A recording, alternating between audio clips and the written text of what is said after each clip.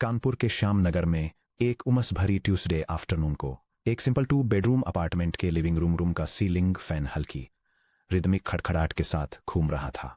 सुमन dining table पर बैठी थीं, चश्मा उनकी नाक पर टिका था और वह लाइफ इंश्योरेंस प्रीमियम की रिसीट्स के ढेर को सॉर्ट कर रही थीं।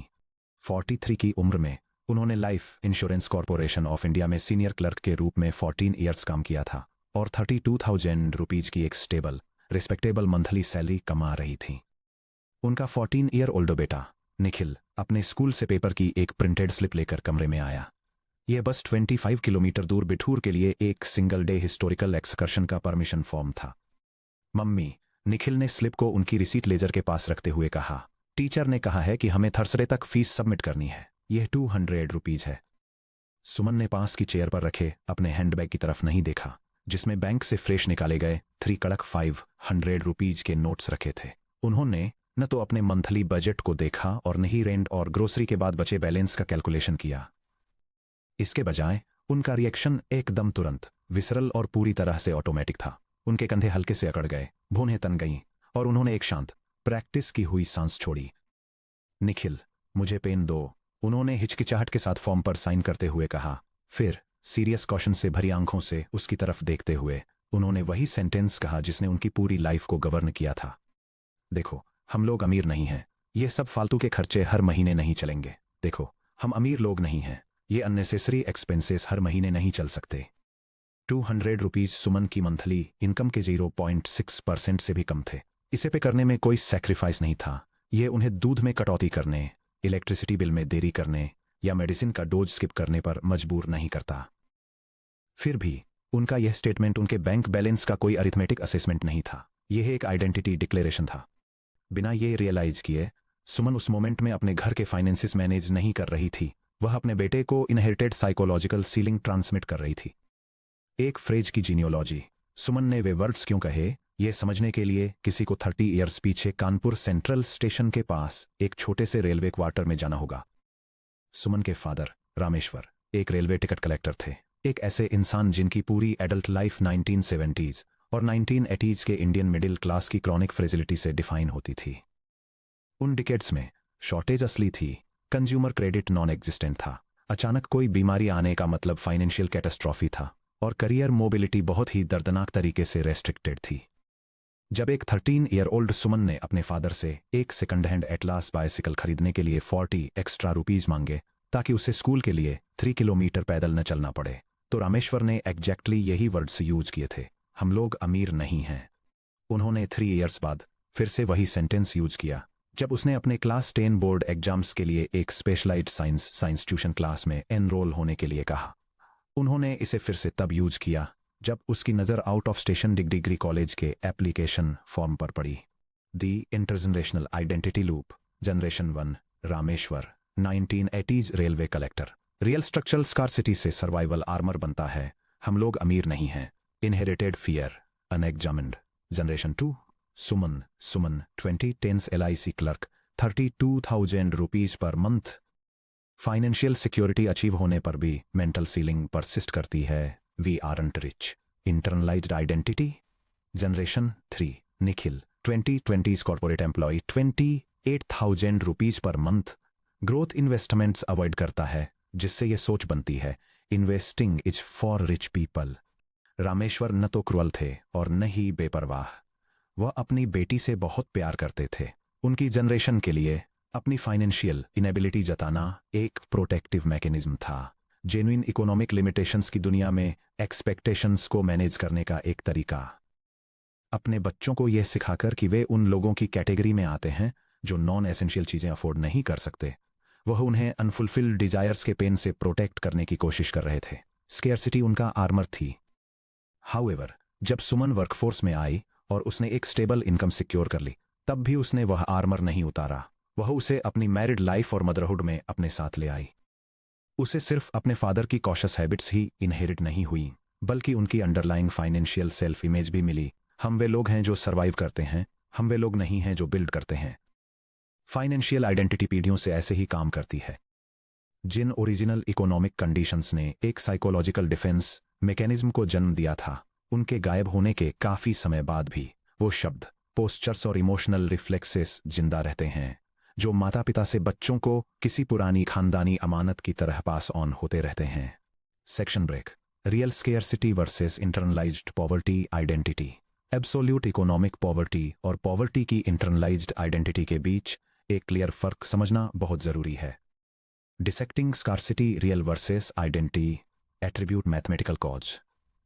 Real economic poverty survival basics को कवर करने के लिए insufficient cash flow, internalised identity adequate cash flow लेकिन permanent fear response, attribute driven by real economic poverty external constraints, internalized identity inherited memory, attribute primary reaction, real economic poverty forced sacrifice, internalized identity guilt or self erasure, attribute wealth building, real economic poverty physically impossible, internalized identity psychologically blocked.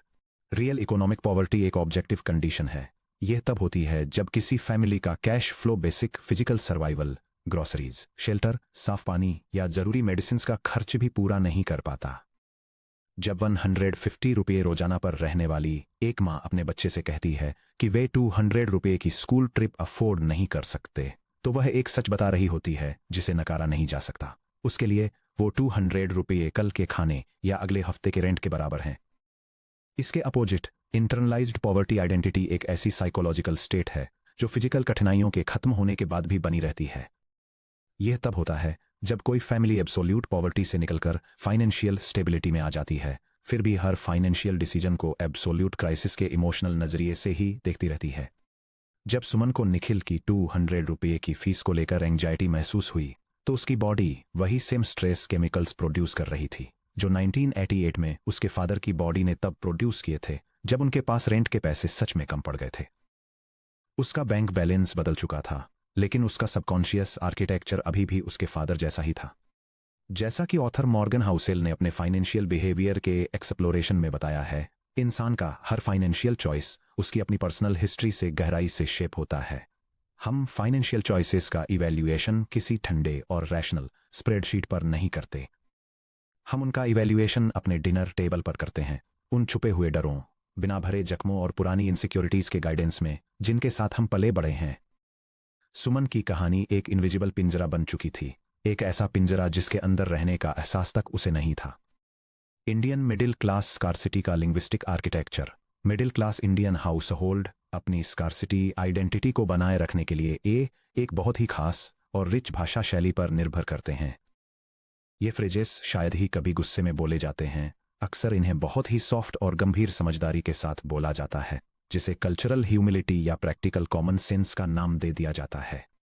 फिर भी हर phrase में एक ऐसा बारीक code छिपा होता है जो ये तय करता है कि बच्चे इकोनॉमिक हायरार्की में अपनी जगह को कैसे समझते हैं। The linguistic codes of scarcity. Spoken phrase पैसा पेड़ पे नहीं उगता। डिकोडेड सबटेक्स्ट और इम्प्लिसिट बिलीफ मनी फाइनाइट है, उसे एक्वायर करना पेनफुल है और वो कॉन्स्टेंटली गायब होने की कगार पर है। स्पोकन फ्रेज हमारी औकात में नहीं है। डिकोडेड सबटेक्स्ट और इम्प्लिसिट बिलीफ इकोनॉमिक स्ट्रक्चर एक रिजिड हायरार्की है। रियल वेल्थ बनाना दूसरों के लिए रिजर्व्ड है। स्पोकन फ्रेज पहले जमाना अलग था। डिकोडेड सबटेक्स्ट और इम्प्लिसिट बिलीफ पास्ट ट्रॉमा एक अनचेंजेबल लॉ है। Modern growth strategies dangerous gambles हैं। स्पोकन फ्रेज बड़े लोगों के चौंचले, डिकोडेड सबटेक्स्ट और इम्प्लिसिट बिलीफ इन्वेस्टिंग और एसेट ओनरशिप वैनिटी प्रोजेक्ट्स हैं, सिक्योरिटी के टूल्स नहीं। पैसा पेड़ पर नहीं उगता यानी money does not grow on trees. ऊपर से देखने पर यह फ्रेज बच्चों को रिसोर्सेज वेस्ट न करने की सीख देता है, लेकिन गहराई में देखें तो यह पैसे को एक ऐसी चीज के रूप में दिखाता है जो बिल्कुल सीमित है, नाजुक है और जिसे पाना बेहद दर्दनाक है।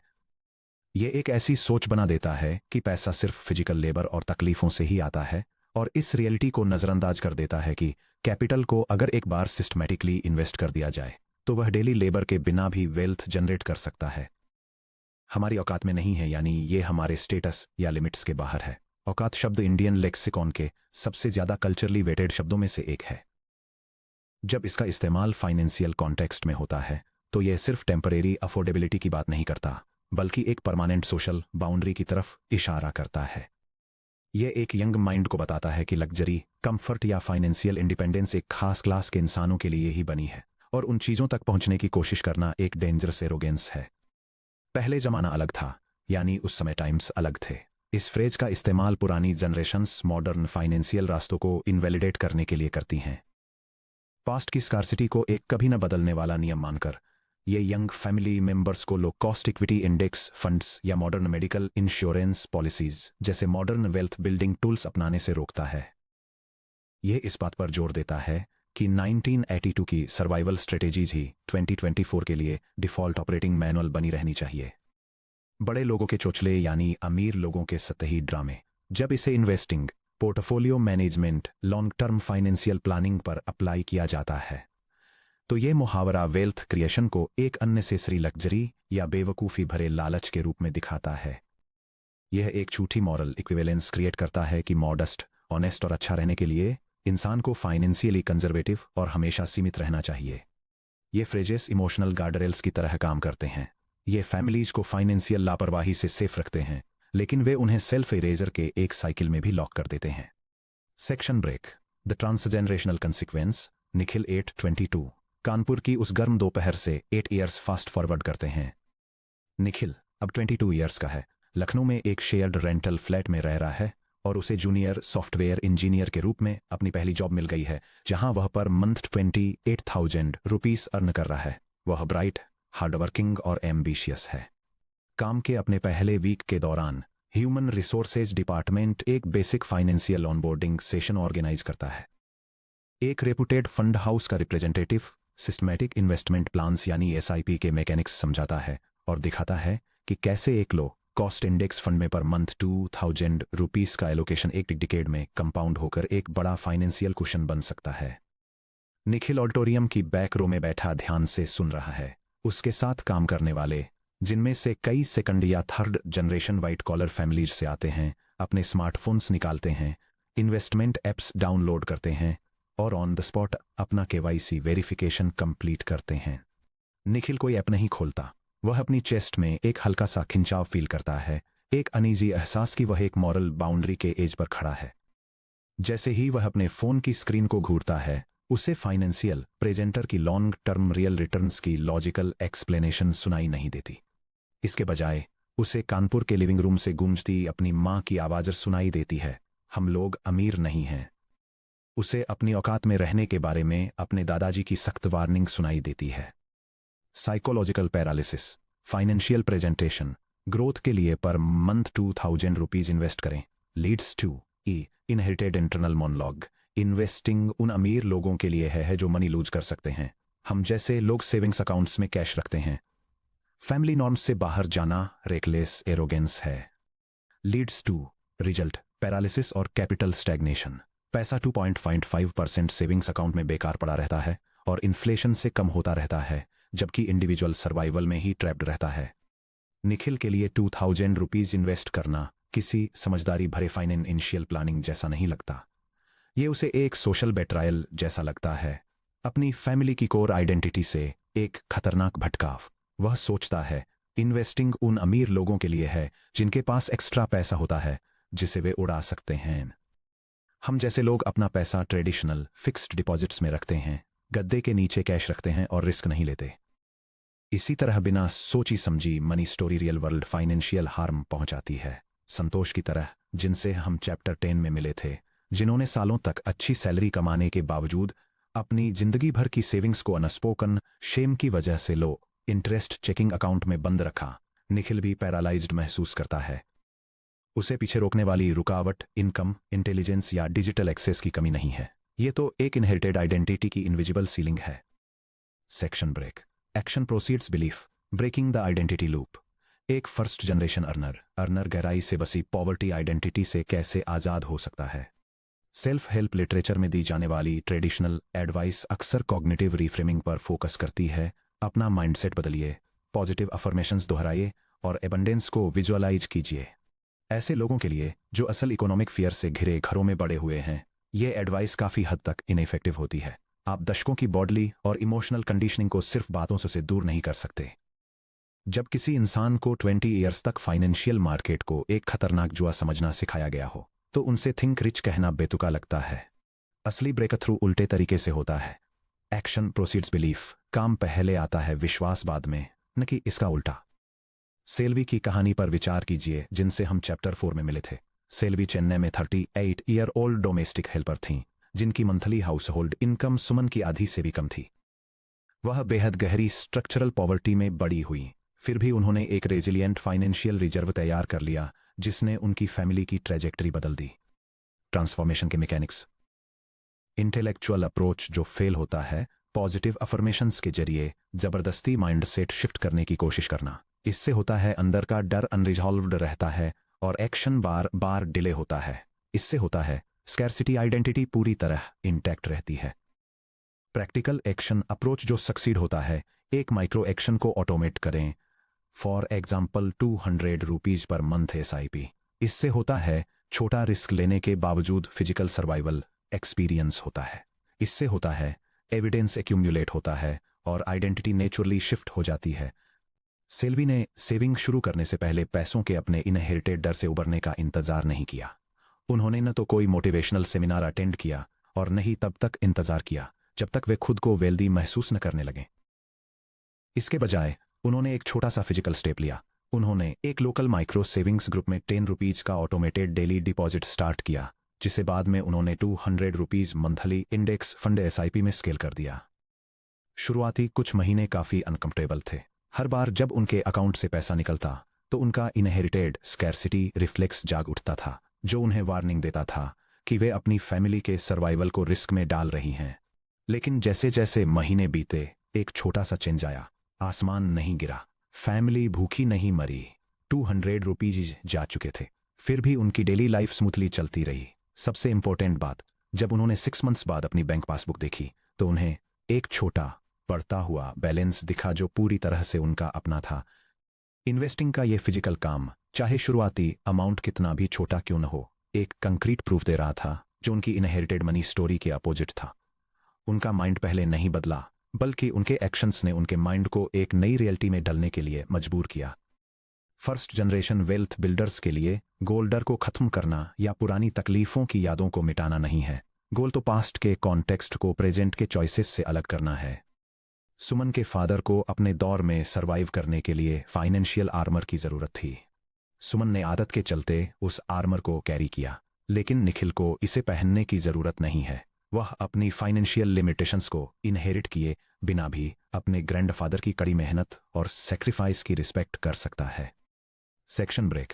एक्सकावेटिंग the family money story. Poverty identity कोई कैरेक्टर फ्लॉ नहीं है, ये एक अनएग्जामिन्ड सर्वाइवल अडेप्टेशन है उस दुनिया के लिए, एक लॉजिकल रिस्पॉन्स जो कभी अनप्रेडिक्टेबल और अनफॉरगिविंग लगती थी। हालांकि जब इस सर्वाइवल मैकेनिज्म को बिना सोचे समझे उस जनरेशन में आगे बढ़ाया जाता है जो एक रिलायबल इनकम कमाती है, तो यह एक ऑब्स्टेकल बन जाता है। यह पैसे को लो यील्डिंग अकाउंट्स में लॉक रखता है, फैमिलीज को प्रॉपर इंश्योरेंस के जरिए अपनी हेल्थ प्रोटेक्ट करने से रोकता है, लॉन्ग टर्म इक्विटी ओनरशिप को डिस्करेज करता है और लोगों को हर नई फाइनेंशियल चॉइस को डर और गिल्ट के नजरिए से देखने पर मजबूर करता है। इस सीलिंग को तोड़ने के लिए हमें अपनी विरासत में मिली फाइनेंशियल बिलीफ्स को एक आर्कियोलॉजिकल साइट की तरह ट्रीट करना होगा। हमें अपनी डेली हैबिट्स के नीचे खुदाई करना सीखना होगा, हमारे बिहेवियर को ड्राइव करने वाली हिडन स्टोरीज को अनकवर करना होगा और क्लैरिटी और कंपैशन के साथ उनकी जांच करनी होगी। इंडियन मिडिल क्लास के लिए फाइनेंशियल फ्रीडम की जर्नी में सिर्फ कैलकुलेशंस में मास्टर होना, म्यूचुअल फंड्स चुनना या बजट्स मैनेज करना ही काफी नहीं है। इसके लिए हमारे बचपन के डाइनिंग टेबल्स के आसपास बोली जाने वाली शांत बातों को एग्जामिन करने की हिम्मत चाहिए और यह डिसाइड करना जरूरी है कि उनमें से कौन सी स्टोरीज फ्यूचर में ले जाने के लायक हैं और किन्हें रिस्पेक्टफुली पीछे छोड़ा जा सकता है। Section break. विरासत में मिली पॉवर्टी आइडेंटिटी से दूर हटने के लिए इमोशनल रिफ्लेक्सेस से आगे बढ़कर यह समझने की जरूरत है कि हम वैल्यू, रिस्क और सिक्योरिटी को कैसे प्रोसेस करते हैं।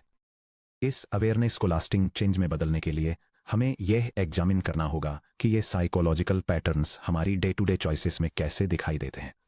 ये हमें 11.2 the scarcity mindset versus the abundance mindset, a practical not motivational guide पर लाता है।